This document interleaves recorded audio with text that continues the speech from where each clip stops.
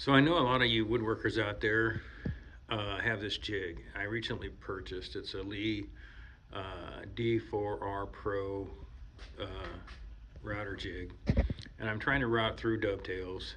And I've got it set up, I think, correctly. Um, and um, This is the setup that I currently have. But I think, you can see where my pins are. I get a close-up of the pins and how they're set. My boards are 4 5/8 wide, and they're 5/8 inch thick. And everything seems to work except for one thing that's making me crazy is it's not real easy to see on this. When I do it with pine, it does a little differently, but right here, you can see there's a gap here.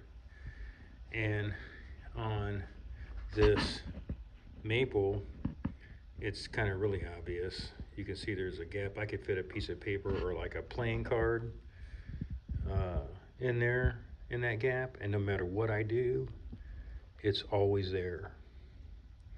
And everything else is tight. This joint is actually too tight to glue because I wanted to see how tight I could get this. This is actually worse when this is really the right size for gluing. But that's my joint. It's just proud. I wanted it just proud on both edges for sanding and to make it perfect. But that's a problem I've had. I've cut probably 30 samples on here so far, 30 test cuts. And it's just not ever very much different than that, no matter what I do. When I flip this over, I use the 1/2 scale on here that they talk about using everywhere I've watched it, and it's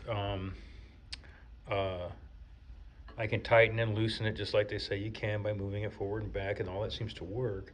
But that first joint, and it's this first pin, it's over here, it's this first pin. When I cut down here, it's this, and from what I can tell, it's this. I don't think it's the tails. I think the tails are good. I think it's here, but I'm really not even sure about that either. The tails might also be a problem. But if anybody has any idea, I sent an email off to Lee Valley Tools to see if they can tell me or give me any ideas of what to do.